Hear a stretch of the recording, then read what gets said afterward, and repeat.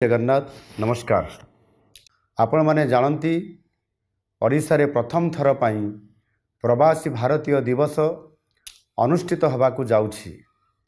जनवरी 8 रु 10 तारिख पर्यंत विश्वर कोण अनुकोण रे रहुतबा भारतीय माने ओडिशा आसुछंती। अनेक वर्ष परे आम ओडिया माननक पाई यह एक अपूर्व सुजोग।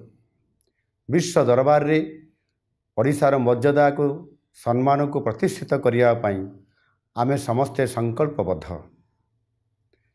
यही 3 दिन पर्यंत समस्त अतिथि माने भुवनेश्वर रे रहिबे एवं अनेक पर्यटन स्थल को मध्य बुलिबा को जिबे। तेणु मु आपण मान को निवेदन करुछि, आपण माने एही समय रे आमर प्रवासी अतिथि माननकु स्वागत करंतु और यथोचित सम्मान प्रदर्शन करंतु। सेमाने जेपरी अनुभव करिवे जे सारा ओडिशा समान को स्वागत करिया पाई प्रस्तुत रहिछि। रास्ता घाटरे सेमाने किछि आवश्यकता अनुभव कले सेमान को तुरंत साहाय्य करंतु। सेमान को एपरी सुंदर व्यवहार करंतु जेपरी सेमाने अनुभव करिवे जे सेमाने प्रकृतरे निज जन्म माटी रे निज देश रही अछंती।